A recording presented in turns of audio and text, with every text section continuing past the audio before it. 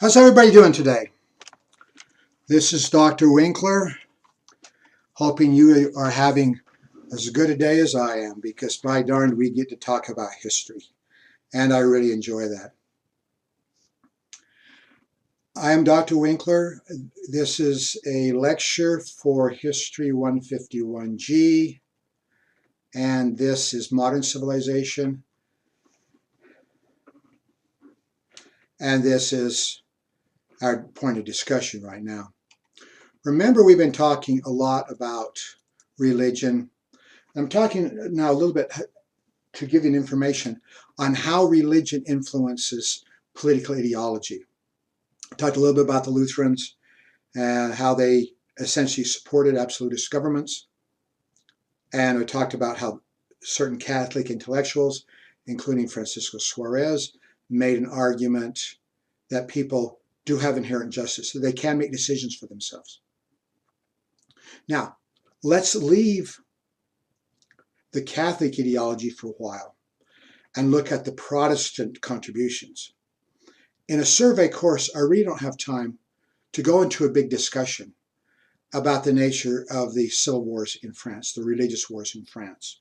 But for decades, a small Protestant minority, we call them Huguenot, about 10% of the population, because they tend to live in cities and have access to wealth, they are pretty good in keeping the Catholic majority at bay for decades.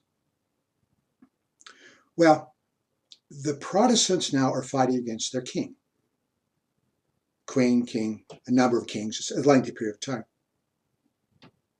How can you justify doing that if you believe that the king is actually there by the grace of God? Well, they come up with what we loosely call resistance theory.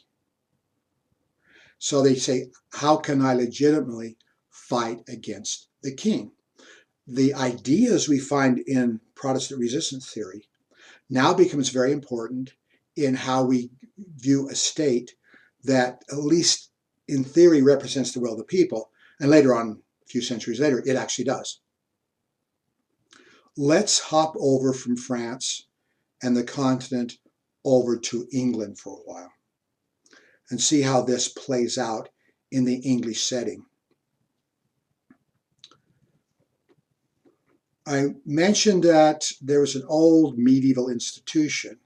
It's been around since the 1200s, the 13th century, which we call Parliament. Parliament ostensibly was there as an advisory group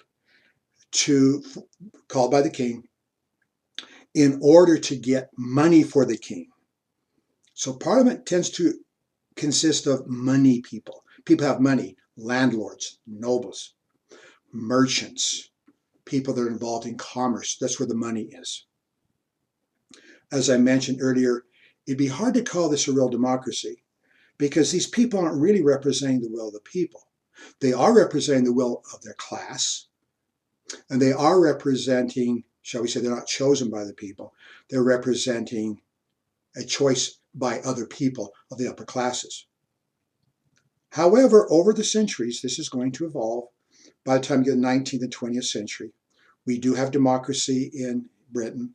And eventually in the 20th century, even women get the right to vote. So this evolves into something later on. But it is in a stage of development at this point in demonstrating power and resisting the king. So we should pay attention to this. The last time we discussed England was with Elizabeth I. And as you recall from her date, she dies in 1603. She's never married. She has no children. So who could possibly rule after her?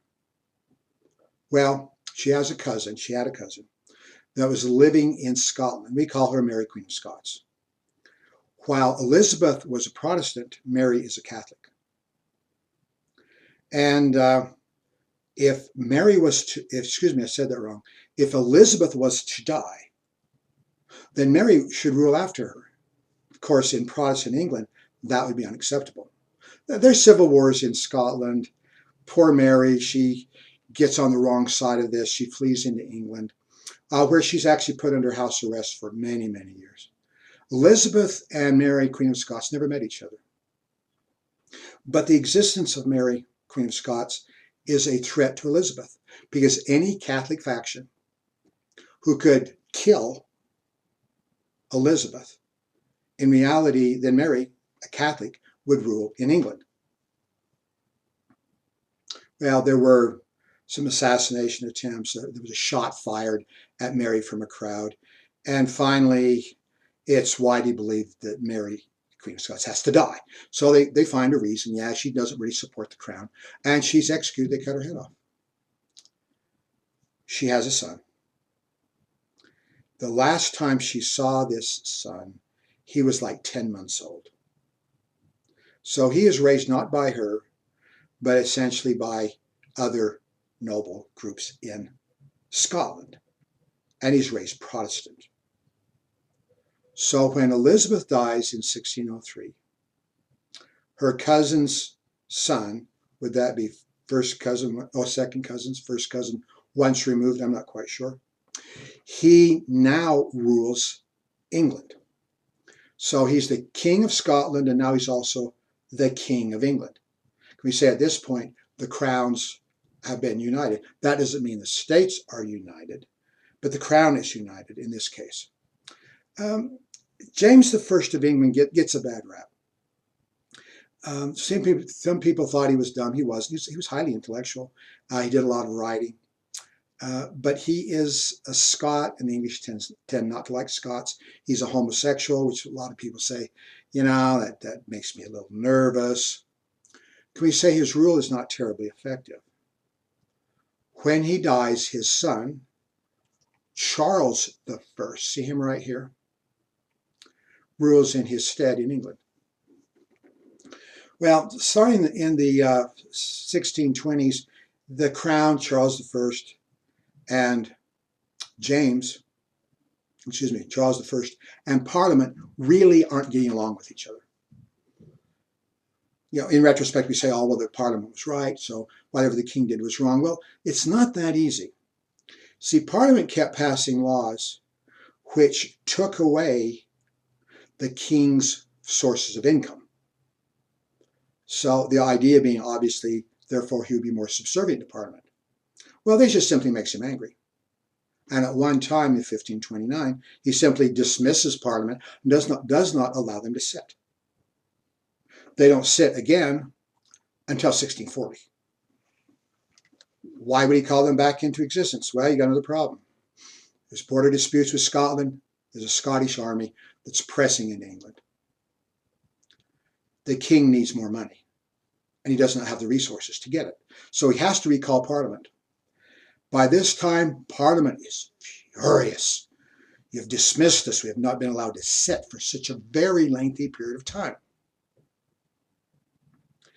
Why am I making a big deal over this? Well, let me tell you that this is our point of departure to help us understand both the French Revolution and the American Revolution.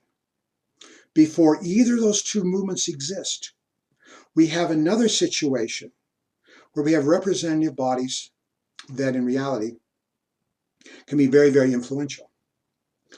We call this the Long Parliament for very good reasons. It sits for 1640 to 1653, 13 years. They refuse to step down. They refuse to call for new elections. If you have a certain group of men that are making all the decisions over and over again without ever going back to the choice process, the process of choosing, I should say, without ever getting new people in there, obviously you can call this a parliamentary dictatorship. Jumping over to the American Revolution. The Americans have read about this. Now they know this is a problem. To understand particularly the early time frames of our government. When Congress starts meeting, the First and Second Continental Congress. Second Continental Congress, of course, 1775, leads America into it. Well, the war has already started, but they lead America during the war. There is a real concern that you might end up with a dictatorship of Parliament. Let's go back in this case Congress. Let's go back now to the French Revolution. I'm going to point out that in retrospect, historians have judged a problem with the French Revolution. The Estates Generals meet, the Third Estate, which we later call the National Assembly, meet starting in 1789. After making a number of very important and valuable reforms, it steps down. That's not a bad thing. But the people that replace them are more radicals. And that leads to certain things like the Reign of Terror, where a lot of people are slaughtered. We'll discuss that later, of course. But one of the reasons why the National Assembly in France stepped down in 1791 is they do not want to have the same kind of thing happen. They do not want to become a dictatorship of a representative body. They also do not want to have people believing that they can go in that direction. So this is a warning that's going to be heeded in the French Revolution and the American Revolution. Well, there is a civil war. King and Parliament just simply cannot get along. When Charles I tried to disband the Parliament in 1642, Parliament refuses to step down, and this breaks out into civil war. Parliament tends to represent, as I've already mentioned, people who can get money. That includes merchants. That includes people that are involved in trade, who have a tendency to live in cities. In the Civil War, and I'm not going to discount the vagaries of battle and who actually won, but money is going to make a big difference in how well you can support armies. And Parliament tends to be people who have access and know how to get money.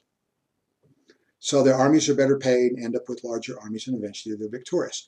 The people that support the king in the Civil War have a tendency to be nobles that live on the land. They have wealth, but it's not usually in the form of rent or selling crops, which is not really as lucrative as far as money is concerned as the merchants who are largely being controlled by Parliament. So it takes 3 years. Civil wars are awful. Devastation, destruction, a lot of killing. The king is defeated. Charles I is beaten. Well, initially, Parliament says, we've never really ruled without a king. Oh, well, let's keep him. Let's clip his wings a little bit. Let's make sure that doesn't really have as much authority as he used to have. But we'll keep him there, and we're not going to hurt him in any real sense. While Charles had almost, not all his power, not even close to that, Charles had almost been handed back the crown. He still does not believe that this is what should be happening. And he tries to raise an army in Ireland to come over, and oh dear, now Parliament is really, really upset. Really upset. And they view that he is, shall we say, treasonous to the state. Let me couch that if you have a nation that is led by a king, the definition of treason would largely be doing anything to subvert the king. However, when Charles I does things that Parliament doesn't like, they declare him treasonous, not against the king, he can't be treasonous against himself, but against Parliament. Can we see there's a major shift in power here? And there's no doubt about that. Well, they try him. It's virtually one of these trials is a foregone conclusion. The evidence against him is quite convincing. Charles says, you have no lawful authority to do this. Well, Parliament says, well, we won the war. Yes, we do. And they decide to execute him. Now, let's make a comparison here between executing the king in 1649 in England and executing the King of France during the French Revolution in 1793 in Paris. You see, we find that the execution of Charles did not do an awful lot to help the cause. The old story, I'll be more powerful in death than I was in life. There is something to that. that now you've killed the king, and the king becomes a martyr. As long as he's alive, you can argue about what he's doing, what he's not doing. Once he's dead, it's like you're in a different sphere of argumentation. We say perhaps one of the best ways to understand the execution of Charles I was revenge. Fought a civil war. I mean, in reality, in the trial, when Parliament blames Charles for being treason, they blame him for the Civil War. And therefore, if he's responsible for the Civil War, he's responsible for every bad thing that happened during it. Okay. Why am I making that comparison? We're going to find a similar situation in 1793 in France. Do you really want to kill the king? Once again, we can debate this, but maybe it was a bad idea for the French Revolution to execute the king of France. We'll come back and discuss that later. Well, the long parliament dictatorship, I've already mentioned that. One of the prominent leaders of the parliament, at least the parliament's army, is Oliver Cromwell. I have a nephew who's very much into family genealogy. And he sent me an email a while ago saying, oh, we're a direct descendant of Oliver Cromwell. Like, oh, no, not please, don't do this to me. My self-image can't withstand the blow. Well, I took went to familysearch.org and I tried to trace it back. Couldn't reach there. So I tried to look at Oliver Cromwell's family. He had a large family, a lot of kids. And I tried to trace him back in that direction to connect up with one of our lines. Very fortunately, I failed. I don't think I'm a descendant from him. I really didn't want to go in that direction because he's a hard man to like. Cromwell is leading the army. And it's Cromwell in 1753 who sends a military force to dismiss the Long Parliament. Now they call that high-handed, to say the least. Well, he does call for a new Parliament and largely end up with, shall we say, people who agree with him. And he's a Puritan. By our standards, this guy, he has a super ego. He thinks he can do nothing wrong, that God is on his side. He's not well thought of in Ireland because there's always some problem with rebellions in Ireland. The Irish don't like British rule. So he goes over with armies and he kills thousands of people and burns towns and villages. So he's perhaps better represented as a devil in Ireland than as a person with any kind of moral suasion. The point I'm trying to make, once again, referring to the American Revolution, the French Revolution, you end up with a military dictatorship. Let's pick on the American Revolution. Very good example. George Washington is leading the United States Army. He needs an army that is well-trained, well-supplied, in order to beat the British and their German mercenaries. These are very good militaries. And the United States is trying to put this together with a bunch of militiamen who are very poorly trained. He wants an army that will at least be there for 3 years. Congress keeps on saying, I'm sorry, we will not allow anybody to enlist for more than a year. For several years early in the Revolution, every December, thousands of men in Washington's army go home. What's he going to do? Recruit another army in the dead of winter? Remember, winters are colder back then than they are now. It can be very challenging. A lot of men don't want to be recruited to go stand in the snow. And then they've got to be retrained. Why would Congress do this? They're afraid of this. They're afraid of a military dictatorship. That can be real fair. In judging George Washington's character with him in a position of leadership, I think that would have been extremely unlikely. But nonetheless, it's a valid fear. Well, the Puritan rule from, shall we say, virtually until Oliver Cromwell dies, you can see the dates, essentially 1753 to I said that wrong, 1653 to 1658, about 5 years. Well, when he dies, he tries to get one of his sons to essentially take over the dictatorship. His son really was not the same character as his father, and that didn't last very long. Well, what are the Puritans doing? They're oppressing the people who disagree with them. I kind of call the Puritans the no fun bunch. They have restrictive laws. You can't do certain things. People don't like that very much. They view the theater as being immoral. So Cromwell and the Puritans dissolve the theater and make the theater illegal. One of the most brilliant aspects of the entire history of English literature is the brilliant theater.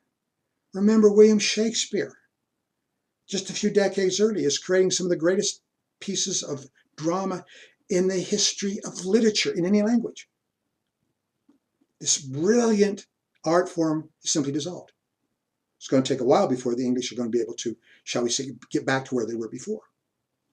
They're repressive, they fight, they bicker. And military dictatorship, see, Cromwell actually says that the military is really the heart of the nation. If I represent the military, I'm representing the people. No, I think you're more clearly representing your own interests. Well, okay. He dies 1658. He's not widely mourned. For a couple of years, his son tries to keep things going, really can't. In 1660, they invite a son, Charles II, of the son of Charles I, to come and rule in England. The issue, however, of strength of Parliament versus strength of the crown has never been fully resolved. There's another problem here. Charles I was a Protestant, but he married a Catholic woman. And she, remember, political alliances, and she had her children, including Charles II and James II, raised as Catholics. So now we got a Catholic monarch. He says he's Protestant, yeah, but people are suspicious. He acts Protestant before he dies. He says, well, I was really Catholic all along. Doesn't really surprise anybody. When he dies, his little brother, James II, rules. He's a little bit forwardly Catholic. Well, he's married, he's old. What would he be? He's probably in his 50s. People are concerned, well, when he dies, then we'll simply go in a different direction. We can maybe get some relatives, cousins, that are Protestants to come in and rule. Don't have a problem here. Then in his, that's kind of old by our generation. But in his generation, he's an old man. His wife has a child, a boy. And of course, that boy's going to be raised Catholic. Whoa. At this point, James is simply kicked out. There's not a civil war. James didn't really want to go down that direction. He knows he would have lost. So he essentially goes away. Well, after he dies, as you can see in 1701, his son, according to the idea that his family should be ruling in England. And that's going to be a problem because there's going to be a couple of attempts by his heirs to come back and fight. So there's a few battles. They're important by themselves. But let's go back to where we're at right here. James II is kicked out. It's bloodless. That's one of the reasons why we call this the Glorious Revolution. I got to tell you this one story. There is what's it called? There's a symbol of authority that was often placed like on a table in front of Parliament. And of course, the king has it as a symbol of authority. It's not really a scepter, but it's a decorative item. In any event, when he was forced to leave, when James II was forced to leave, he's in the Thames River there. He takes this and throws it in this object, gold, worth a lot of money, throws it in the Thames and says, by the way, how are people going to rule without this? Well, they're going to rule very, very nicely without this symbol of authority, because part of it's going to call up more authority. Let's go back to the Glorious Revolution. Parliament now passes laws. They're going to define the nature of the power of the crown and the power of Parliament. They're still not going to rule without a king. We'll get kings and queens coming back in shortly. With Glorious Revolution, they simply say this: law in Parliament. All law is made in Parliament. The king does not have the authority by his power to make law himself. All law in Parliament. No standing army. Let me couch that. It's actually no standing army in peacetime. Going back to Oliver Cromwell. You can use the army as a means of coercion, and we really don't want that. You have to have a force in case Scotland comes down and invades. You do have to have a force to keep civic order. But a large army that can be used to intimidate Parliament or other aspects of the state, that is not allowed. As we go back to the American Revolution, as soon as the revolution's over, there's no army. The United States just, we have a force to watch the frontiers with Indians, and not much more than that. That's going back, at least partially, to the idea here. You do not want to have an army that can subvert your authority, or the authority of Parliament, United States, the authority of Congress. Independent judiciary. This is hard to accomplish, but let's look at this as a theory. If you have laws that are passed by Parliament, you have to implement the laws, do you not? And you can have various government and civic officials that do this. However, when it comes to enforcing the law, you got the police, of course, but you actually go to the courts. The courts are going to be the institution by which you're going to actually see how well you're implementing laws that are passed by Parliament.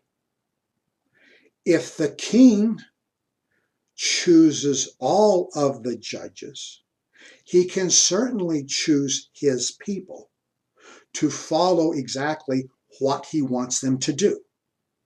They're not politically neutral in this sense. Now, the reverse can be true as well.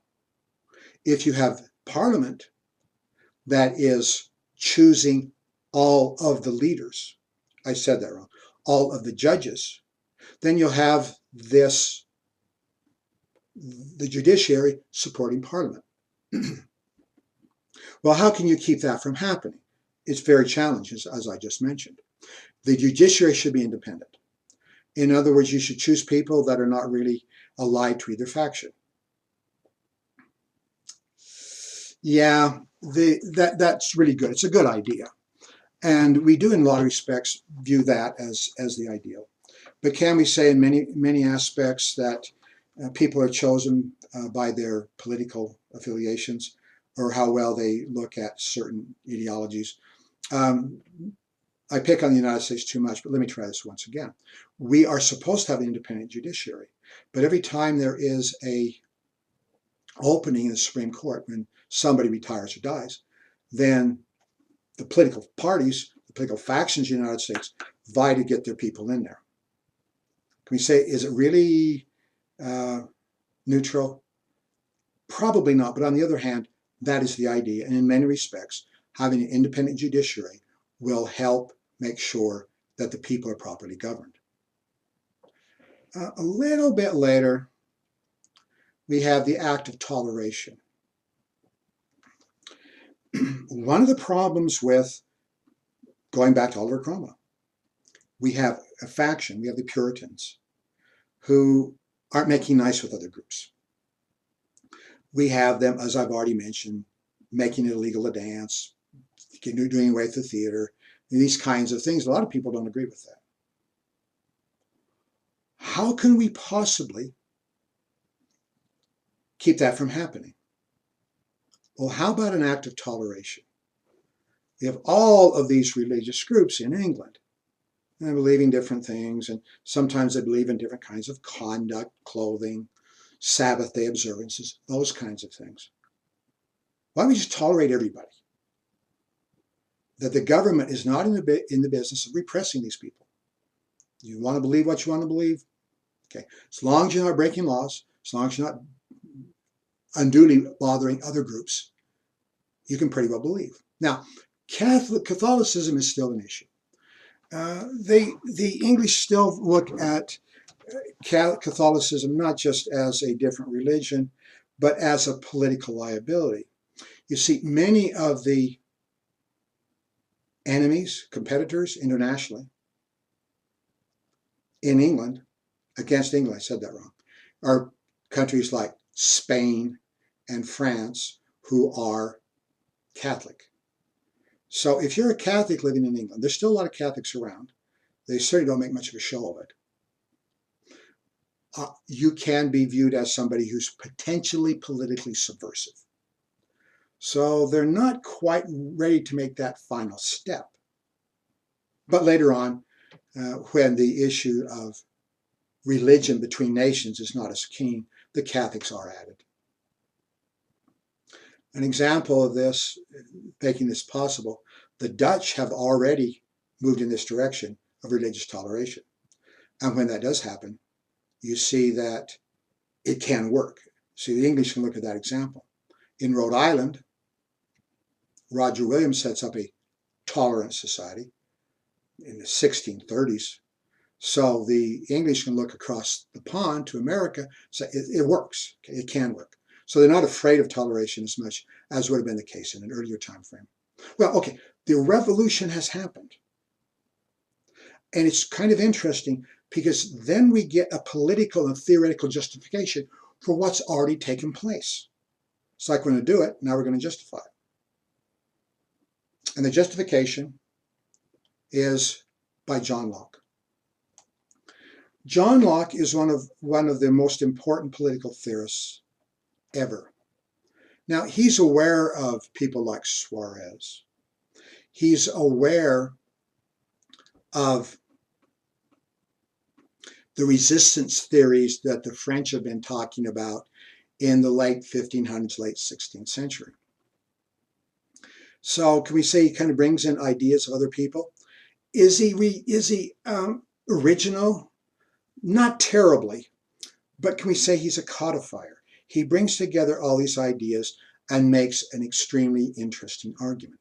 Now, he had written this earlier, but when the King, James II, was around, you do not want to publish these kinds of things. But after James is gone, he does publish this. You can see the publication date is 1690. This is the second treatise on government.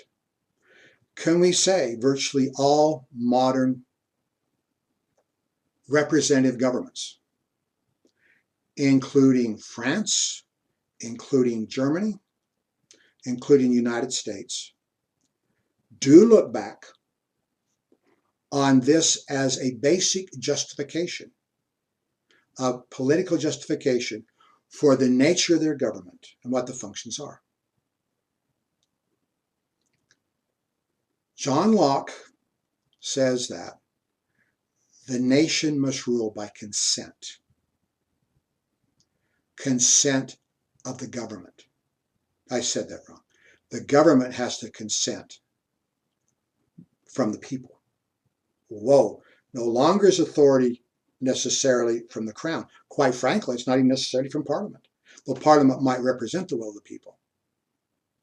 You must rule by consent. Because authority, justice, justification, if you will, rests in the people. To have a good sense of how this influences the United States, just read the Declaration of Independence, second paragraph, where Thomas Jefferson is writing this and saying that governments rule by consent. An interesting corollary to that is, even though our government rules by the consent of the people have never been asked to consent in our form of government. I'm sure we would, but they've never been asked. It's interesting. Rule by consent of the people. But what is the function of government? To assure people their certain rights. We can go back to Suarez. Well, Suarez is not even terribly original. He goes back to Thomas Aquinas, which is a 13th century medieval theologian who was speaking in these areas. So, in any event, once again, this is a codification of the kinds of things that's gone on before. The function of government is to protect the life, liberty, and property of people. Remember in the second paragraph, Declaration of Independence, we hold these truths to be self-evident, that all men are created equal, that they're endowed by their Creator with certain inalienable rights. Inalienable means they cannot be taken away. That among these, not all of them, that among these are life, liberty, and the pursuit of happiness. It's not exactly what Locke was saying. Life is obviously you function, you exist. Liberty, freedom of action. As you read the Second Treatise on Government, I've read it, it's very interesting. I urge you to put it on your to-read list sometime. All of you people that are political science majors have probably read it already. But life, keep on living, can't hurt your body. Liberty, freedom of action.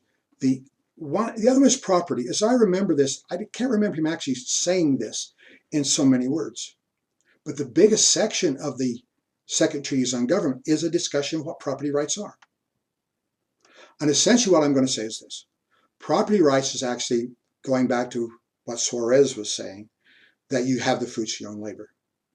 In this case, property means that you do have the fruits of your own labor. That which you produce, you can benefit from it. So let's pick on Jefferson again. Why did he say life, liberty, and the pursuit of happiness, rather than life, liberty, and property? Let's go back and read the essay. Among the things you're supposed to accomplish, according to John Locke, is not just the fruits of your own labors, but this allows you to be happy. So in Jefferson saying life, liberty, and the pursuit of happiness, he's not really backing off from John Locke. He's taking a more specific interpretation. Well, not even interpretation, he's just emphasizing something else that Locke is saying. Governments are there to protect your rights. The state rules by natural law.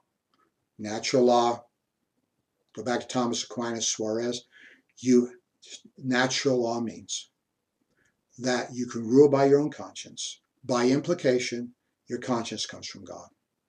So natural law, the higher law, the law of morality, and sometimes natural law, even today, is brought up as something you can actually place above constitutional law, above that which is passed in Parliament. It's a very strong statement. The government cannot make war. This is the term he uses. No war on the people. Okay, war is a strong word for me. Usually when I think of war, I'm talking about guns and cannon and armies marching. He doesn't actually mean it this way. Locke is, when he says that governments wage war on people, is whatever they do to subvert your to subvert your rights. Your right to life, liberty, and property. Your right to rule by consent. The government cannot take away your rights. If a nation, should say a government, king, makes war on you to take away your rights, there are times when revolution, rebellion, you can use a different word here,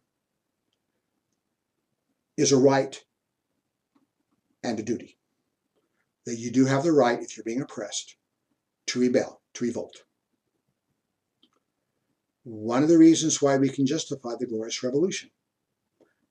The king is taking away the rights of the people. Therefore, they have the right and a duty to rebel and to take back their rights.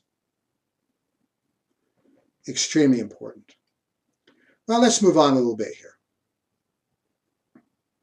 come on down here and let's look at absolutism. At exactly the same time that England is moving toward, shall we say, in my estimation, a fairer form of government that represents the will of the people. That is not common in very many other places. Yeah, the United States, sure. Well, later on, actually. Holland, yes. Some Swiss democracies in the mountains and in the cities. It's not like it's unheard of in other places. But the most common form of government in Portugal, in Spain, in France, in Germany, in Austria, many other countries, is absolutism. So we have two political developments. Can we say absolutism is very old? Yes, it is. It goes back to the idea of the crown and the king. And we see this way back even in ancient history, where the emperor of Rome has all kinds of power. The time frame we're discussing, we would largely define absolutism this way. It's power and authority in the ruler. The king rules.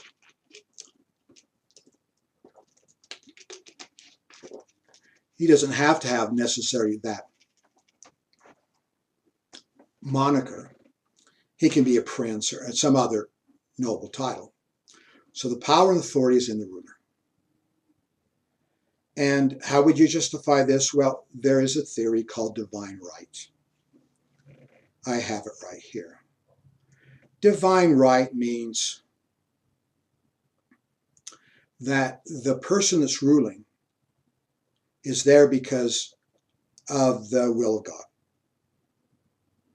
It might look a little haphazard to us, but the person, man or woman, who happens to be ruling is there because of God's will. God had that child born at that right place in that noble family. And as that child grew up and the person who ruled before him dies, it is the will, therefore, of the Lord or God for that person to have died and for this new person to come forward. If you want to support the idea of absolutism, this works very well. Other people that are skeptical have a tendency to say, yeah, we're really? Is that how it works? You see, we have to argue in one of two different directions. Either God wills it or it's accidental. If you believe in absolutism, God wills it. Okay. Bureaucracies. How do you rule? You can't just sit on a throne and start saying things. No, you have to have bureaucracies. You have to have the king in control of the mechanism of state, and that's bureaucracies. These can be people that gather taxes. It's going to be a big deal in the French Revolution. We can have people that oversee the military. We can have people that simply monitor what's happening. The bureaucracies, these are paid people by the state to essentially do the will of the state, or the monarch in this case. Something else you have to make the entire thing function is finances. No bureaucracy is going to follow you if people aren't being paid. Nobody's going to sit there and donate their entire adult lifetime to do your work unless they get something for it. Finances, taxation. When you have an absolutist government, and the government has the ability to tax, sometimes at will. In other words, by the will of the ruler, we will have taxes. And the government can control the taxes, then you can control virtually everything else. Bureaucracies, including the army. Usually the army, we think of the army as fighting against our enemies. People on the border were invading, were repelling invasion. The army sometimes in an absolutist state is around to keep order. Yeah, you got the police force. If that proves to be inadequate, there's some militia sometimes.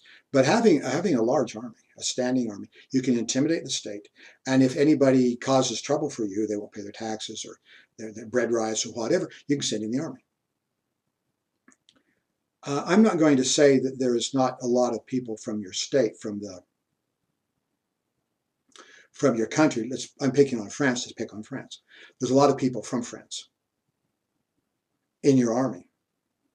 But there is a small pitfall to that if you're using the army to put down a rebellion, an insurrection, a riot.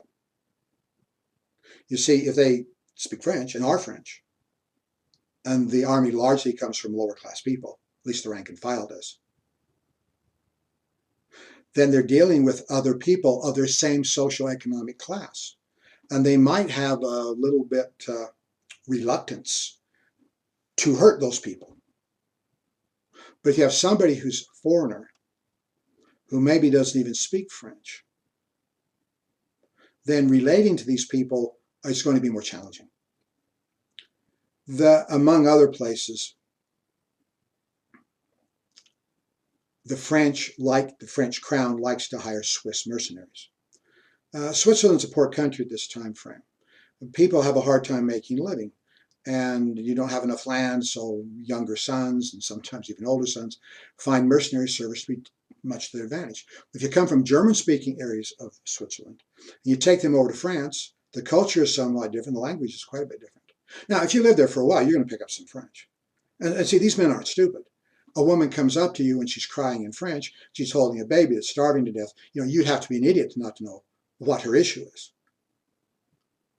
But a foreign army of mercenaries, foreign mercenaries, is probably a good way of controlling the state. So we tend to see this. International intrigue. We actually have one book I was reading about this time frame. The author said, as far as international relations are concerned, international intrigue, that is, he calls it the law of the jungle. Anything you can get away with goes. You can bribe foreign officials, you can buy influence, you can foment rebellions in other nations, the kinds of things that would be frowned upon, very much so in the modern world, more recently anyway. International intrigue. Internationally, you send out spies. You go over and you send people over to read documents, and to listen at places, to get information that's valuable to your state. I read a biography of Benjamin Franklin, who was U.S. ambassador to France during the French Revolution. I said that wrong, during the American Revolution. This is prior to the French Revolution. And he got so tired of every time he walked out of his room to have spies in there going through everything and reading what he's got. It's easier. I'll just lay it out on the desk. Right, you don't have to look for it, it's right there. Okay. Very, very commonly done. So spies have a tendency to help you as you're looking at international intrigue. But there's something you have at home. We call this the secret police. So there's a police force, the gendarmes, who are out, and you see them, there are uniforms out on the street. Sometimes the secret police are, shall we say, domestic spies. I remember reading about the Russian Revolution before the Russian Revolution had taken place. There were meetings of the socialist groups, the Mensheviks, the Bolsheviks, and there were times we have meetings, not very many people, 19, 20 people meeting, and we believe that among those probably 2 secret police were spies.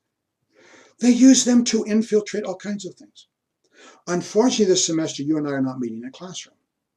If we were meeting in a classroom, let's say we have 20, 25 people in the classroom, and we were in pre-revolutionary France during the Absolutist time frame, I'd have to suspect that there's somebody here, maybe a couple of somebodies here, that in this classroom that are in fact doing the will or going to report what's happening. So if I say something wrong, I don't like the king. If I say I don't like taxation, bad things can happen to me.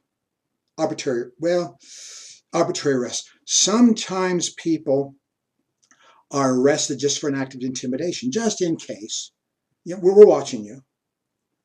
The infamous knock at the door, which we hear about dictatorships later on, is not invented during dictatorships like in the 20th century with fascist Italy, Nazi Germany, for example. But we also have this kind of thing, often late at night. Why would they come at night? It's more intimidating, isn't it?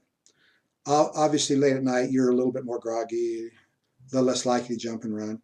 and your neighbors are a little bit less likely to jump to your defense or scream and run out, so they grab you at night. And they come down. They're not very nice about this. You're going to go through some grueling intimidation. You know, we hear about you. We know about you, Dr. England. We know what you're doing. Or you don't know, but you want to find out. So can we say to a certain extent, a state like this rules with a function of terror? You intimidate people to make sure that nothing bad happens. A good example of all this, of course, is Louis XIV. Sometimes he's looked at the epitome, if you will, or the best example of an absolutist ruler. Louis XIV of France.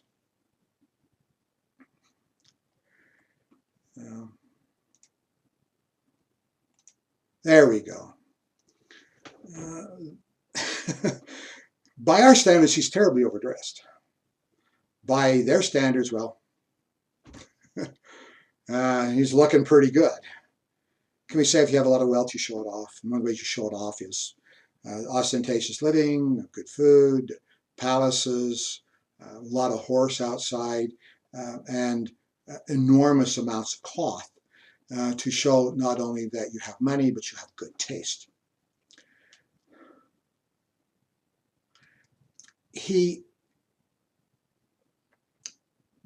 Maybe he didn't say this, maybe he did. Our records aren't completely clear. But he supposedly said, I am the state. If he said it or not, he believed it and he meant it. He is the person that is in control of the state. He is the person that oversees what's happening. And can we say, his will is law? This next quote here. It is legal because I wish it. He has so much personal power and authority that his ideas are actually virtually law. Notice when he rules. He's born in 1638. His father, Louis XIII, dies. And technically he's ruling at age 5, but children age 5 aren't really ruling. So you have other people, regents, that are controlling things until he's old enough. But look at his dates. Even when he's essentially takes authority about age 18, he says, I'm old enough, I'm taking authority now. I'm going to rule the state. When he says that, he has a very lengthy rule. He's there so long that he can make a very large personal impact, not only on what's happening in France, but by implication what is happening elsewhere. Sometimes we call this the age of magnificence. If we look at culture, we can say that the France of Louis XIV is among the most important that's ever lived. I mean, as far as art is concerned, we'll talk about the Palace of Versailles in just a little bit, about how magnificent that place is. We can talk about production of art. Louis wanted to make France more artistic. And one of the things that you can buy very nicely in Venice is glass. Glass was an artistic element. It is true in certain places in Europe today, like Waterford in Ireland, very famous for producing artistic glass. Well, the people in Venice, the glassmakers in Venice in Italy, they like where they're at. And Louis says, oh, come to France, I'll make things good for you. And they say, nah, we don't like this so much. We'll stay here in Venice. So he has them kidnapped. Run down, grab a few people. Oh yeah, you got to bribe the police, bribe a few officials, and then drag them up to France and say, oh, by the way, we would like you to continue with your work. We could call that a patron of the arts if we would like. On the other hand, that's kind of high-handed. Something he did was quite remarkable as well as far as literature is concerned. You'd find writers. Of course, there's writers in France. And there are playwrights in France. And you would find people writing essays, for example. And he would get somebody to judge the quality of the essay. And somebody would come forward and say, oh, Your Royal Highness, this guy over here, sometimes not even in France, sometimes in other countries. Holland, for example. So, well, this guy's doing pretty good stuff. Okay, we'll send him money. I guess the letters were probably something like this. You get something in the mail saying, oh, by the way, the King of France is very pleased with your work, and he would like you to continue with your work, and to aid this, I'm going, go to the bank. We've deposited a certain amount of money in your name, and in some cases, we will continue to send you money on a regular basis. Whoa. Could you imagine how much the arts, therefore, would like Louis? Oh, my goodness. One of my favorite playwrights, and I do love the theater, is a playwright by the name of Moliere. And Moliere was living and working at the time of Louis XIV. And his plays are hilarious. I don't know why I find them so funny. Even centuries later in translation, I see a Moliere play every chance I get because I'm always amused. Oh, he has some very plays called Tartuffe and The Miser, and I laugh and laugh and laugh. In one play, we have kind of a convoluted plot. A lot of things are going on. Then at one point, how are you going to resolve all this? In a good play, things just don't go off. You bring them back together. In one of these plays, Louis XIV appears as a character. Obviously, Louis XIV is back in the palace, so you have an actor dressed up. When I saw this, the actor comes out, and he looks like this. He's got more cloth than you need to sail a ship. He's up there, and there's a description Moliere puts on him. Our Royal Highness is so good looking. His intelligence is far above that of regular people. He can see the people that are good. He can see the people that are bad. And he becomes the device by which we resolve the plot. But look at the pandering. Look at playing up to Louis. These people that he's giving money to, they're not going to bite the hand that feeds them. Goodness, I'm going to keep on writing things in support of Louis. Now, I'm not going to say there's a lot of good literature produced otherwise, but a lot of times the literature does tend to support Louis. And if you are not in Louis' pay and you would like to be in Louis' pay, maybe it's a pretty good idea if you write things in favor of him. Some literature people say this time frame is one of the several time frames in world history where you have so many talented writers alive and working at the same time. One of the reasons why we call this the Age of Magnificence. Well, Louis wants wealth. Of course, remember, you have to have money in order to function. And how do you get wealth? Well, manufacturing, trade. One of the ways that England, just across the English Channel, is making a lot of money is they are involved in what we call the carrying trade. If you're taking goods and services from one place to another, the people manufacturing make money, the people selling make money. Can we say some of the really big money is in the transportation? Let's look at a modern grocery store. The farmer that's producing vegetables isn't making a huge amount of money. The grocery store that's selling the vegetables isn't making a huge amount of money. But the people who transport, put this on trucks and take it from the farm to the grocery store, they tend to do quite well. Louis knows this. What he wants is a merchant marine to increase wealth. The merchant marine, which he establishes, actually exists long after he's gone and becomes a very important aspect in keeping the French economy robust and strong.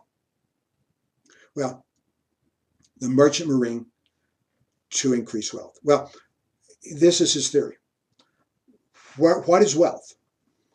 We call this mercantilism. Wealth in metals, silver and gold. There's not as much gold floating around as we'd like to have. So usually when we talk about precious metals this time frame, we are talking about silver. There's no silver mines in France. Where are you going to get this? You can trade for it, can't you? You have to have what we call a favorable balance of trade. You know, you sell more abroad than you bring in. So people have to pay for your goods and services. And if they pay in specie, pay in silver, silver comes into the state. Louis wants to make sure that all precious metals are in his hands. He even mandates buttons. You know, wealthy people in France, they want to look like that. They don't want to wear buttons made out of stone. Stone. I shouldn't have said it that way. They don't want buttons made out of bone. They don't want buttons made out of wood. They want buttons made out of silver.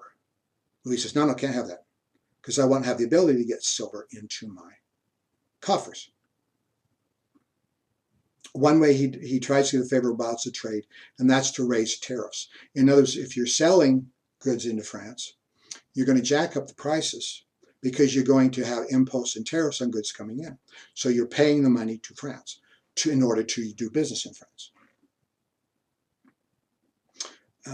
One of the difficulties with that is this. Usually when you have a tariff situation and you make people pay for goods and services, pay to import the goods and the services into France. So the price of those goods are going to go up. Well, how about this similar industry in France? Are they going to stay down here? No. They're going to raise the prices right here.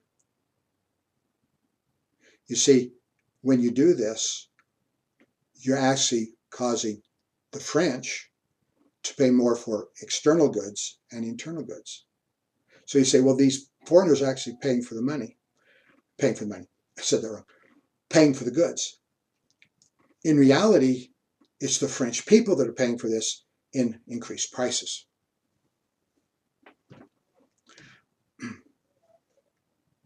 Favorable balance of trade. There is a catch to this, and that is, can everybody, and everybody wants to do this, right? Can everybody at exactly the same time have a favorable balance of trade? No, that's not possible. France and Holland can't be having the same favorable balance of trade in relation to each other. So can we say this is weak? Later on when we talk about the Enlightenment, we will discuss capitalism, the theories of Adam Smith. And he's going to have a different interpretation. Can we say the theories, mainly the theories before Adam Smith, are quite backward as far as the economy is concerned? Yes. In fact, this idea actually hurts the economy, not of France, but of other countries as well. Got the merchant marine, got mercantilism. Incidentally, in reading about this, if you're taking goods from Switzerland, let's say, to Paris, I believe the distance is roughly 250 miles. There were so many imposts, so many tariffs, so many charges to use roads, so many charges to go across bridges, that you would end up paying for your transportation from Switzerland to Paris like 27 times. Could you imagine how much that would jack up prices in Paris? Okay. Well, one king, one law, one faith.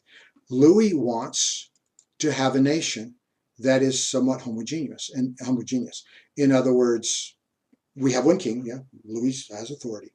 One law, he wants laws that represent his power, that he can administer the law. Let's talk a little bit about, however, one faith. He wants one faith. In other words, Catholicism. I mentioned earlier, in a couple of contexts, about the Civil War in the late 1500s, the late 16th century in France, between the Huguenots, the French Protestants, and the French Catholics. In resolving this wars, the idea was this. At Nantes, a city in France, the treaty was stated that the French Protestants would be allowed to exist. Initially, at least for a while, they could even have fortresses. Well, that later was taken away by Cardinal Richelieu. But still, legally, they can exist. Remember, they live in cities. They tend to be merchants. They tend to be money people. Louis says, for the good of the state, for the good of religion. You see, by 1640s, 1680s, I should say, what would he be? He's getting middle-aged. And you suddenly realize when you be middle-aged, you're going to die sometime. You don't really think about that when you're young. When you're older, look at the calendar, you start counting up the years. Well, what can he do to be in good with the Lord? He can eradicate, get rid of, if you will, the Protestant religion. Now, by this time, the Huguenots, the French Protestants, really do not have the ability to fight militarily. They just exist.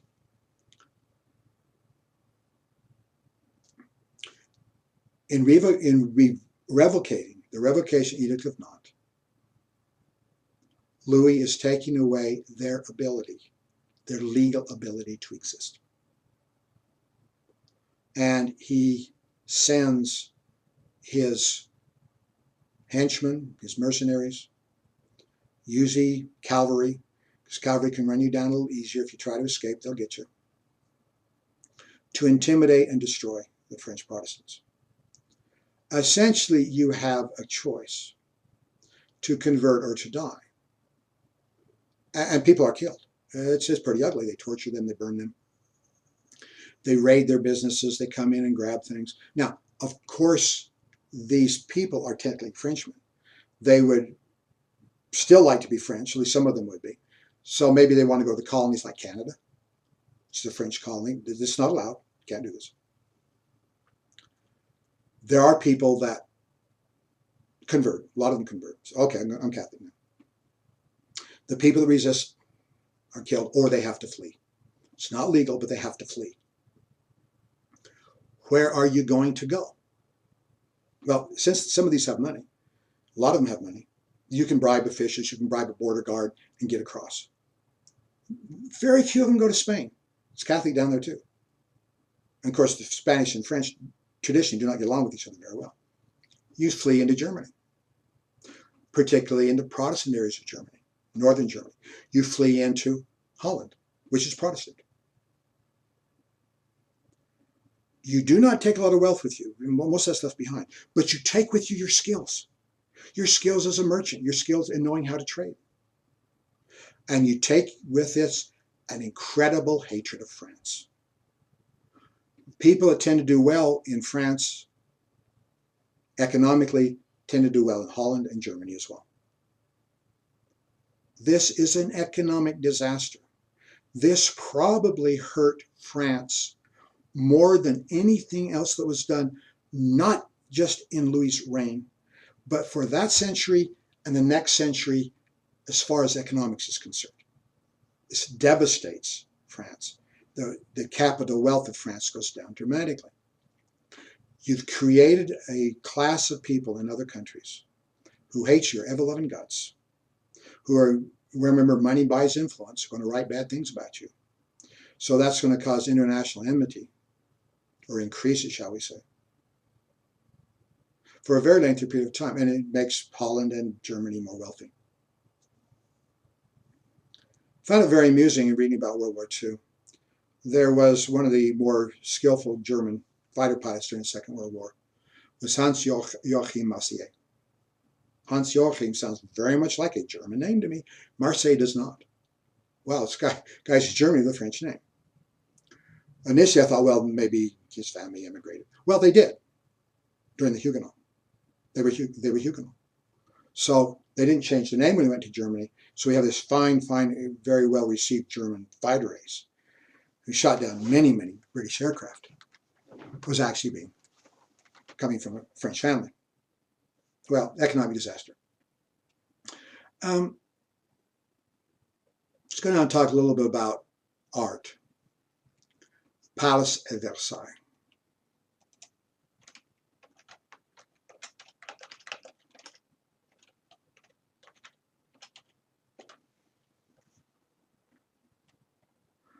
Louis spent some of his early years in Paris. He didn't like Paris, dirty city. He was quite afraid also of the mob that as a royal family, a royal person, he might be subject to intimidation. Well, he was yelled at a few times when he was a little boy. And so when he is old enough to live someplace else, he builds this magnificent palace of Versailles. I love art. One of the things I took was a Baroque art history class. Oh, that was a lot of fun. And one of the things that the art historian did, the professor lady did, she went in here and she just analyzed all kinds of aspects of Baroque art, which is represented at the Palace of Versailles. Oh my goodness, even the stair steps. This is an artistic steps. This is how it's artistic. I'm going, okay, well, sure. I have been there. It's magnificent. I was a lot younger than I am now, and I about walked my shoes off because the place is absolutely enormous. He liked water. We have these fountains, a series of palaces. My goodness.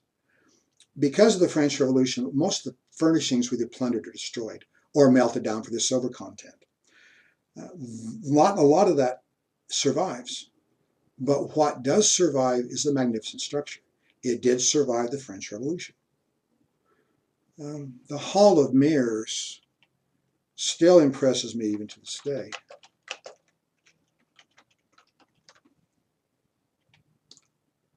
Well, let's see.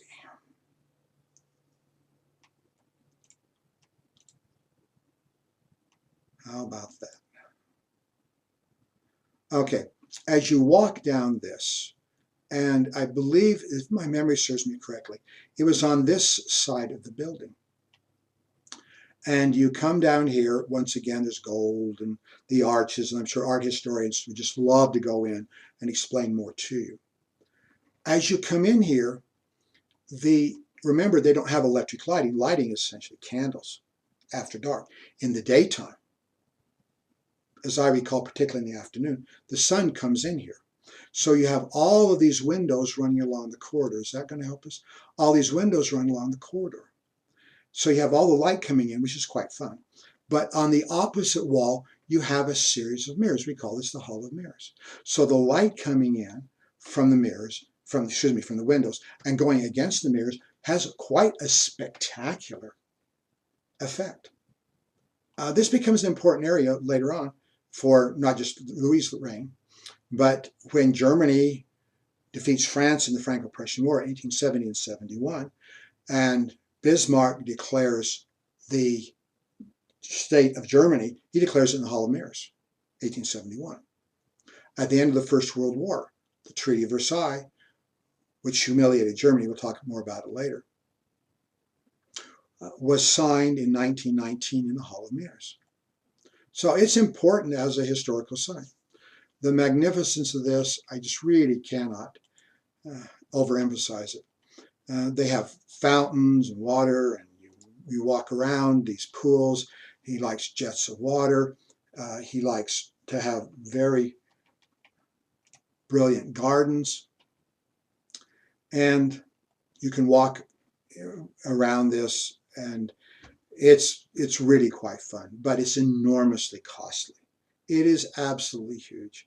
Even, I was 33 when I saw this?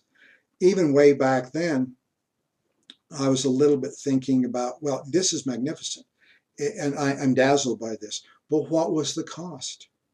You see, this is so expensive that he's actually having so many workmen and so many horses working at this at any given time, that in reality, it's like having an army at war at almost exactly the same time, even a little bit later, that Louis revoked the Edict of Nantes, an economic disaster. He's paying enormous amount of monies, not just for going to war, but for this palace. This alone would have been enough to bankrupt France. Okay, I talked about army of mercenaries. I'm repeating myself, so let me come down here a little ways. Well, who's a great ruler and what makes a ruler great? Read a history book. Who do we admire? Alexander the Great conquers Persia. Julius Caesar takes France, wins the Civil War. Oh, goodness. We have all kinds of people that we admire historically. In the time frame after Louis' time frame, we find Napoleon being widely admired by many military historians. But Louis reading history too. He doesn't know anything about Napoleon, obviously, because Napoleon comes much later. But he is reading history. I've got to be great. I've got to conquer. What are you going to conquer? The wars with Spain haven't worked out too well.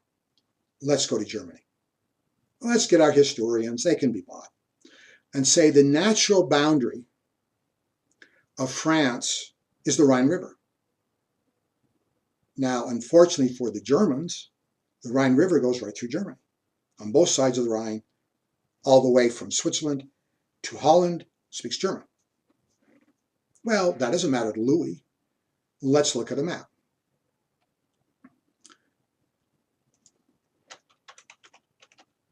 Louis the 14th. And let's look at his wars. If that doesn't work, we'll see if we can look at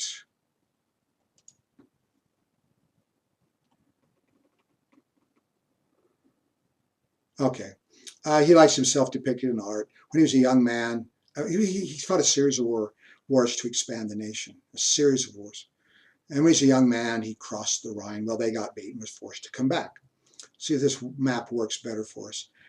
These are areas that was actually part of France when Louis came to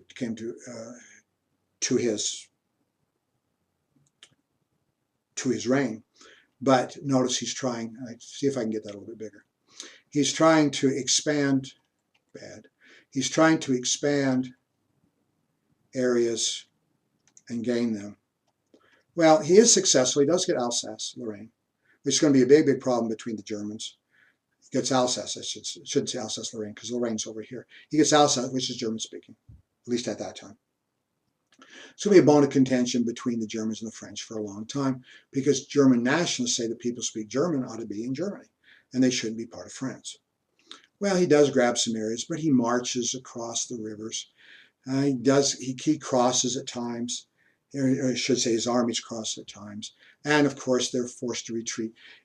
Taken by himself. France is the most powerful nation in Europe, militarily. But every time he tries to expand, this makes everybody else worried. So you get coalitions of Austria, the German states, Holland, sometimes Spain jumps in, sometimes England jumps in as well. So these coalitions are able to essentially keep him at bay. At least his conquests are much more minor than he wants them to be. Well, sometimes when he's going across the Rhine River and he takes various areas, he decides, well, he's forced to withdraw. So he decides to destroy. He burns cities. One of the more well-received cities in Germany is Heidelberg. Well received by the Americans. Two major reasons for this. One is that there is a German university called the University of Heidelberg, which has a tendency to attract many Americans who are going there to study. There's also U.S. military bases nearby. So a lot of times when military people have an afternoon off, they'll go into Heidelberg, and it's a nice town. Well, I've been there. Yeah, the town down here, of course, the castle, probably built way back when, is up on the hill. It's just a ruin. Never been rebuilt. Well, what happened? Well, Louis XIV's people came in and trashed it. I also have been on a Rhine River cruise.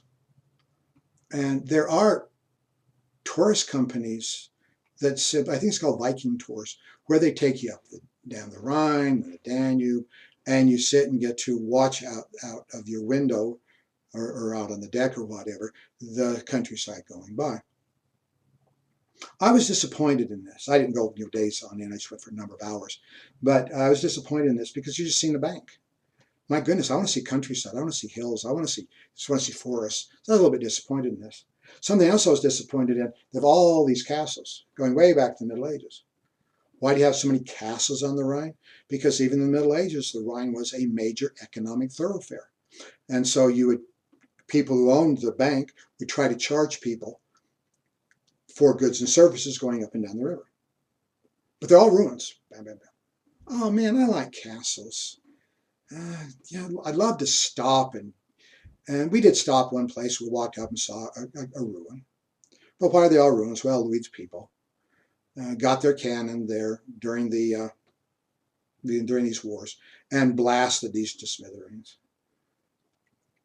How well do you think this plays in Germany that you find French armies coming in and doing severe damage to them? You see, there could be a lot of animosity between the French and Germans. And quite frankly, even to this day, speaking to modern Germans, their love for France, shall we say, is quite limited. War of Spanish Succession.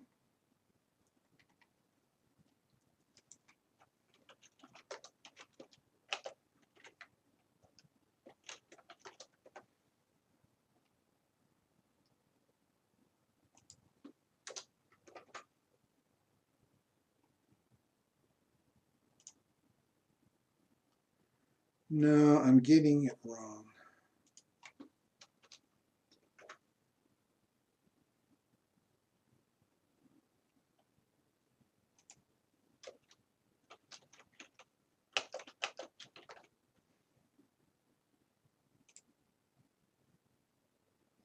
There is a problem, a very big problem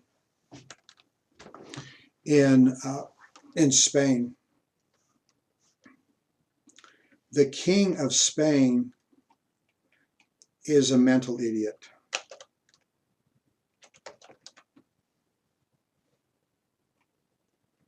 Okay. And he's physically disabled. What we had happen, remember, Charles V was king of Spain. He's actually Charles I in Spain, and Charles V in the Holy Roman Empire, in other words, the German Empire, in other words, Germany. He's a Habsburg. So there are two branches of the Habsburgs, one that live in Austria and the other one lives in Spain. Well, there's been enough intermarriages between royal families that if the king of Spain dies and he has no heir, then not Louis himself, but probably Louis's grandson, should actually rule in Spain. Of course, nobody wants this except Louis. The king of Spain, mental idiot, name's Habsburg. And he dies. They tried to get him to have children. They find a young lady to marry him. They give him all kinds of concoctions, kind of things that actually were poison. In actuality, he's forced to even eat gold to try to make himself look better. His wife was not quite as robust physically as he was, but she died, and then he dies without an heir. Now, who's going to rule? Well, politically, this is unacceptable. People have been watching Louis' wars for many years, are really quite upset. And Louis says, I will have this in my family. And everybody says, no, I'm sorry, that doesn't go. Because if Louis's grandson rules in Spain, then the king of France and the king of Spain are the same person, and you have the kingdoms coming together. Nobody wants that. So we have one that's horrible loss, horrible wars. I mean, slugging it out, armies going into Germany, attacks in Spain. Even the English sent over armies to fight in Germany. One of the great English marshals, Marlborough, fights in these wars in Germany against France. Well, a lot of the combat takes place in Germany, so there's going to be more German destruction. Of course, the Germans are very easy to blame Louis for this war. It is one of the worst wars in modern history. There is an aspect of extremely cold weather. In the year 1710, for example, the winters are so cold it was said the winter was so cold it was said all the babies died. An exception to that was Louis's great grandson, who's later going to become Louis XV. Now, if anybody can survive, it's a royal baby who'll be given proper food. But it is not Louis's grandson that's going to rule after him, because his son and grandson died. It's his great-grandson. Well, Louis can't be responsible for the weather, but the weather does clearly contribute to the population decline, starvation, and problems in not just France, but other places as well. Incidentally, you could imagine if it's this cold in France, all the rivers freeze over and all the harbors freeze over. You can't get trade. You can't move goods and services up and down the rivers. There's so much ice and snow on the roads that commerce becomes challenging. The winters are too long. The crops don't come through well enough. If it's this bad in France, could you imagine what this winter's like in Russia? Well, population decline in France. France, before the War of Spanish Succession, was about 23 million. By the end of the war, it's 19 million. Now, all this is not loss of life, but if you have large armies, hundreds of thousands of Frenchmen, that are fighting the wars and up on the borders far away from home for many years. If daddy's gone, there's no sons, there's no children, there's no daughters. So population decline, weather, war, and men gone. Could you say France is ruined? Oh yeah. During the rule of France, of Louis XIV, France is ruined economically. France's population has gone down dramatically. France has debts, having a very difficult time to pay. You see, we can talk about this as the age of magnificence, but the human cost is huge. Going back to Versailles, when I was at Versailles, I was looking at this saying, yeah, this is beautiful, but what was the cost to the French nation? What was the cost to the French people? And quite frankly, it was enormous. In fact, France is so severely hurt that it takes virtually until the entire century, the entire 1700s, the 18th century, for it to recover, only to be destroyed again at the end of the century by the French Revolution and by Napoleon. When Louis dies, 1715, let's get back up here. Oh, by the way, the war is essentially a draw. Yes, Louis's grandson is able to rule in Spain, but it is forbidden to have the two crowns of Spain and France united. So Louis doesn't get what he wants. Can we say it's simply a standoff?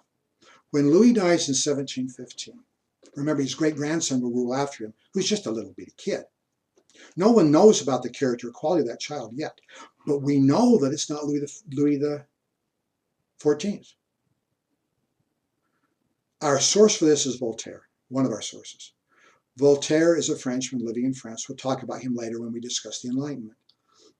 But he says in going around France at that time frame, there's celebrations all over the place, spontaneous bonfires. People are dancing and singing, he's dead, he's dead, he's dead. There's hope.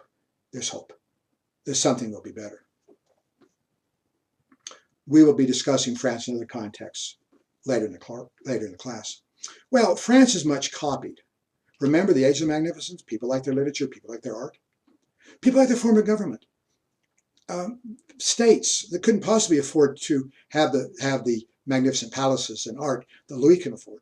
Other places like in Germany, they all try to be like him. Everybody wants to be like him. After all, he seems to be powerful, he seems to be successful. Can we say, therefore, French is the epitome of good taste? Yes. Art and architecture? Yes. Let's go back to our portrait of Louis XIV. You get middle-aged, your hair starts to recede a little bit. The guy's vain, no doubt about that at all. So he starts wearing wigs. I have a hard time believing that's his natural hair. That's an awful lot of hair for a man whose hairline is receding. Later on in the century, people start to powder. They have powdered wigs on their hair. But he wears wigs. So everybody else wears wigs. Notice the clothing? Well, style, that's what you wear. Notice right here, he's got high heels. I've never worn high heels. I kind of think they're uncomfortable. However, not having worn them, I'm not going to pass final judgment. But why is this guy wearing high heels? Well, come on. Come on. Everybody wants to be a little taller, don't they? Yeah, everybody wants to have a few inches more. Unless you're quite tall, most guys would like to have a little bit more. Well, of course, I forget what his height was, 5'4", 5'5", 5'6", something like that. Not small, but not really tall for his age. So he starts wearing high heels. The trouble with this is, you start wearing high heels, you've got a couple inches. But now you're the epitome of good taste and fashion, so all the other guys start wearing high heels. So relatively speaking, you haven't really done anything, have you? But French. French is extremely important. They try to copy many people around Europe, try to copy the various forms of French literature, yeah. We have something also, this is very, very helpful, and that is the French language. There's a Latin term. I don't know why we use Latin terms for these, but it's very common that we do. We call this the lingua franca. which simply means French language, which means a universal language. If the epitome of style, class, cool, literature, and art happens to be French, why don't we speak French? Of course, the best French is spoken in Paris. Everybody wants to speak perfect Parisian French. All over Europe, far away as Russia, you actually have people speaking French. Going way back, way forward, I should say, to the Russian Revolution, as you know, starts in 1917. We'll be talking about that later. The royal family, mom, dad, Tsar Nicholas II, and his wife, Alexandra, and they I think it's 4 daughters and 1 son. Even before they go into captivity, when the war is even progressing, they have a man living with them from Paris, who of course speaks very good Parisian French, as their tutor to make sure the daughters speak the best French possible. That's a long time after Louis XIV's time. I saw this program years ago on public television talking about Pope Alexander I, who was Pope, Tsar, well, let's get it right, Tsar Alexander I. And it's like they're interviewing him.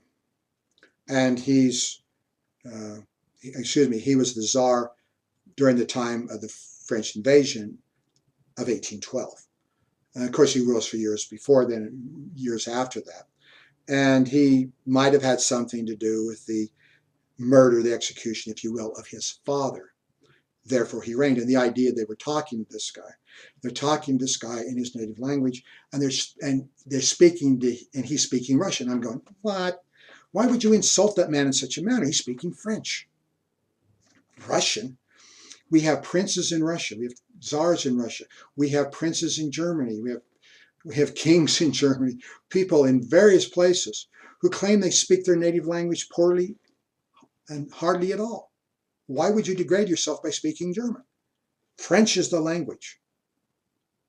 If you know French, you can go to Austria. You can go to all kinds of places and upper classes communicate with them very well using French because it is the preferred language. These people in Russia, Austria, Germany, for example, say they speak their native language imperfectly. The only reason why you need it essentially at all is to talk to your cook who might not speak French, or talk to your keeper of horse or your butlers who might not speak French. That's the only reason why you need it. You don't need a huge vocabulary. The international language, the universal language, this is what everybody speaks. Everybody wants to speak. Let's jump forward to the 19th century. Spills over the 20th century. By that time frame, you have 3 important languages. English is very important for commerce because of Britain, obviously. Germany is a very important language for science. Germany leads out in a lot of areas like physics, chemistry. Many years ago when I was in high school, we're talking many decades ago, there was a woman I knew my age, and we were friendly. We talked to each other in class a little bit, and I asked her what her father did. Her father's a chemist. And I said, well, that's interesting. And she volunteered information. Yeah, Dad had to learn German. Whoa, it's a lot later than the 19th century. Yeah, because chemistry is such an important, German is such an important language for chemistry. So we got English for commerce, German for chemistry, German for science, and we have French for diplomacy, international relations. In the 20th century, now we have English for commerce, English for science, English for diplomacy. We have a lingua franca in the world today. It's called English. Can we say it's a big advantage to you and me for doing anything internationally at all? The fact that you already know English. Very good standard English, by the way. So the lingua franca was French at that time. Let's check and see where we are for time. Got a little time left, so let's go on to another point of discussion. I left off with the witch craze last time.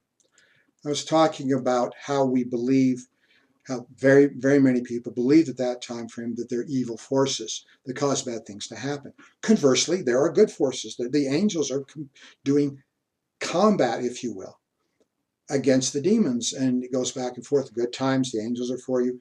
Bad times, the demons are in control. This breaks down for a number of reasons. One is the decline of religion. Another one is that we have another explanation as to the nature of things, why things happen. Not just good and evil forces. We can largely call this scientific reasons. So let's take a look at science. Sometimes we say that science, actually, modern science begins with Nicholas Copernicus. Copernicus, as I'm sure you all know, let's get a picture of him if I can.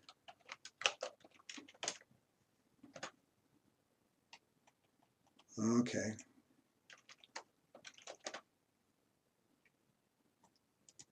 Let's take a look at Nicholas Copernicus.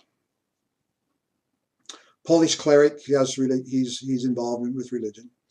I don't know if any of these were actually taken from life, but since he was so famous at about the time he died, people wanted to get representations of him.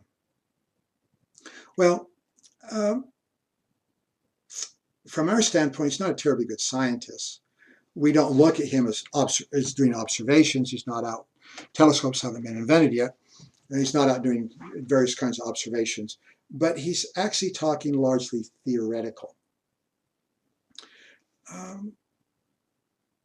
And he's arguing that the system that we are familiar with, which goes all the way back to Aristotle, can be viewed differently. Notice when he publishes this, about the time that he dies. Why would you wait so long? Well, maybe he didn't want to take a hit for it or any kind of criticisms. So he waited. And it's published, and of course the big splash is, of course, after he dies.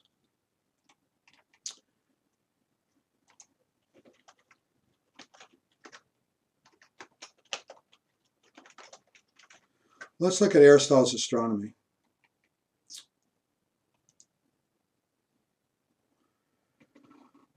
Which one of these is going to help us the best? According to Aristotle, the center of the universe, you and I would call it solar system actually, the center of the universe is the Earth. We're here. It's pretty obvious, is it not? I mean, look, go outside. Well, you can do it in the daytime. Watch the sun. The sun goes across. You go outside at night, and the moon goes across. The stars, the planets, they're all going across. So it's obvious as all get out that the Earth is the center of everything, because obviously everything is going around us. But there are certain phenomena that are a little hard to explain. Let's see if I can get retrograde motion.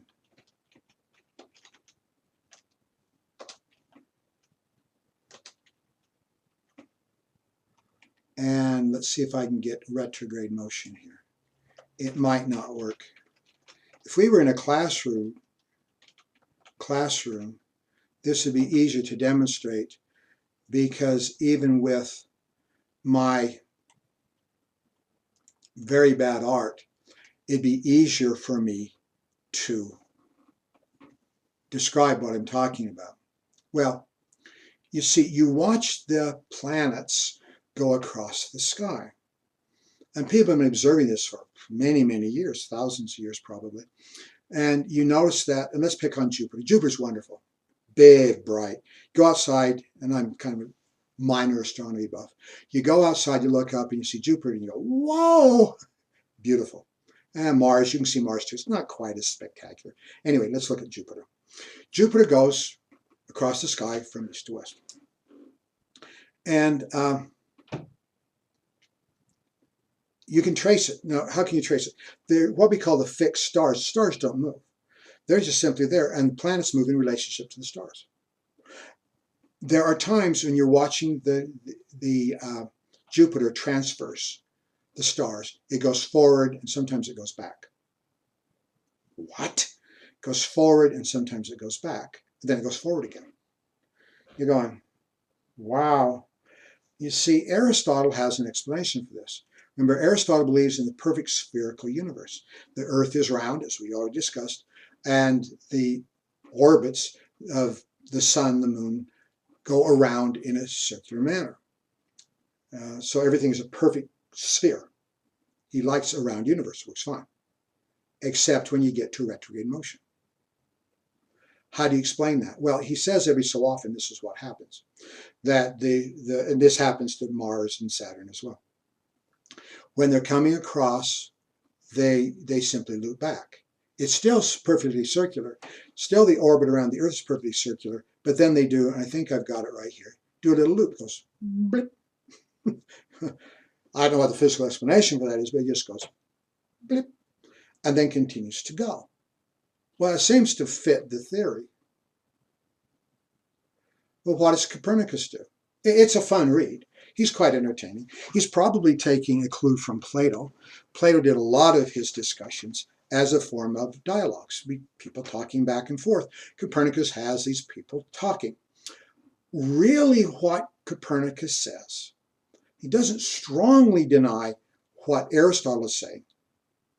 He simply says there is another way of looking at the phenomenon. There's another way of explaining what's going on. Let's take the Earth out of the center of the solar system and put it out here. Let's have it going around the sun. So you got the sun and Jupiter going around at the same time.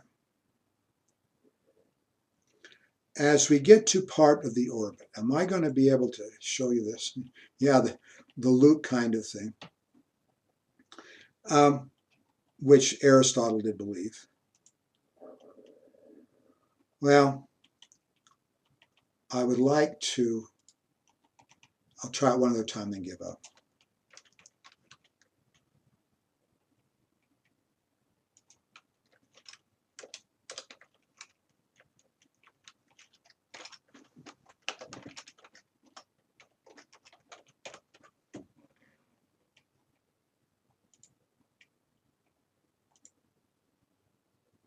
Yeah, okay, it's not exactly what I wanted to show you. So let me use a very crude measurement. Is that helpful? Maybe a little bit. You see, if you put the sun here and the Earth's going around the sun, and as you know, it takes a year for the Earth to go around the sun. Well, what is it, about 12 years it takes Jupiter to go around the sun. So every year, the Earth is going past Jupiter in its orbit around the sun. Jupiter's up here, and the Earth is coming up here.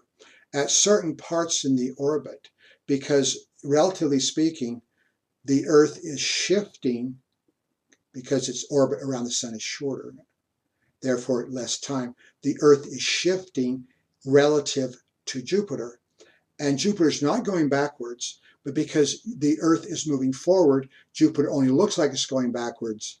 That's retrograde motion, and then later on, it continues to go. This is just a different theory. It's just a different way of looking at it. But because the heliocentric theory puts the sun in the middle. But this is a major, major step in science, simply by questioning the authority of Aristotle. And Aristotle has been viewed as authority for 1,800 years. Questioning him, can we think of it differently? Sometimes we call this the Copernican revolution, which starts other scientists thinking, if we can question Aristotle in this respect, we can question Aristotle in other respects. We can start looking at things differently and come up, shall we say, with better explanations as to how the universe actually operates. Copernicus is extremely important for that reason. According to my little calendar, we have about 5 minutes. Let me at least use our time wisely and introduce Francis Bacon, even though I don't think I'm going to have enough time to thoroughly explain him. When we meet next time, I will pick up with our explanation at that point. Let me give you a little background on Francis Bacon. Francis Bacon is an Englishman. He's kind of a rogue. He works in the government, and he kind of gets caught maybe doing things a little illegal. Sometimes we refer to this as getting caught with your hand in the till. His background is different, but he really does come up with a stunning way of looking at scientific method. He has interesting ideas. I'm not denying that. But I am saying that we remember him more for his method. How do you properly do science? One thing I will say is he uses the inductive method. You infer from the particulars rather than deductive like Aristotle. I have my theory, like he did with retrograde motion. I have my theory, and I will use my theory as a point of departure to understand everything else. While Francis Bacon says you shouldn't have theories, we should use them in that manner. So you should infer from the particulars, use the evidence, to come up with your basic understanding. And his very important book, which is really quite fun, called The New Atlantis, where you use science as leading to technology, which leads to devices that will help us. Very interesting insight. Well, let me leave you at this point. I will come back and explain that more thoroughly. I just give you an introduction. Let me leave you at this point. Let me wish you a great day, whatever you're doing. I hope you're happy and joyful. And I am very pleased that you're still with us. And I will continue the discussion later on. In the meantime, enjoy.